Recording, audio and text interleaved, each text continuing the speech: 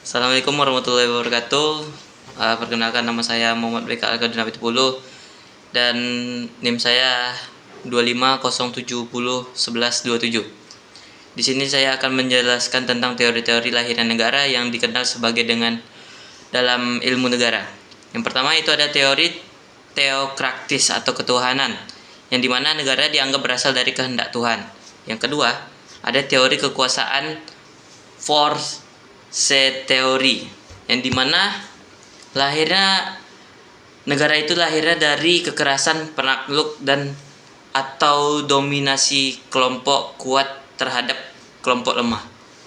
Yang ketiga, ada teori perjanjian masyarakat sosial kontrak teori. Itu adalah negara lahir dari kesepakatan masyarakat untuk hidup bersama dan membentuk kekuasaan atau ketertiban di lingkungan. Yang keempat adalah teori organis, yaitu negara dipandang sebagai organisme hidup yang tumbuh secara ilmiah seperti makhluk hidup. Yang kelima itu adalah teori kedaulatan atau sovereignty theory, yang dimana negara itu lahir ketika suatu kelompok memiliki kedaulatan atau kekuasaan yang tertinggi dan diakui. Dan ada juga teori hukum alam, yaitu dimana negara itu lahir karena kodrat manusia sebagaimana makhluk sosial yang butuh aturan agar tertib dan sejahtera di lingkungannya. Dan ada juga teori Marxist atau materialisme historis, yaitu dimana negara sebagai produk pertentangan kelas antara kelompok yang memiliki alat produksi dan tidak memiliki, seperti negara sama dengan alat keras yang berkuasa atau bourgeois untuk mempertahankan kekuasaannya tersebut.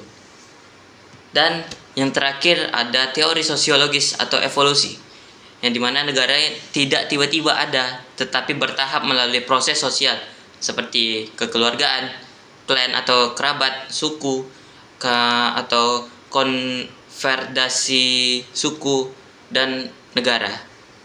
Ya, jadi itu adalah tentang teori-teori lahirnya negara yang bisa dikenal sebagai ilmu negara.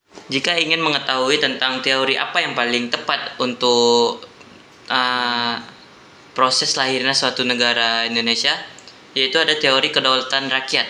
Mengapa teori kedaulatan rakyat adalah teori yang paling tepat? Ya, karena teori ini yang menempatkan rakyat sebagai pemegang kekuasaan tertinggi dalam negara, dan pemerintah memperoleh kekuasaan dari rakyat dan harus menjalankannya demi kepentingan rakyat. Tokohnya adalah Rousseau. Teori ini diterapkan di Indonesia melalui Undang-Undang Dasar 1945, Pemilu, dan Sistem Perwakilan. Sekian, terima kasih.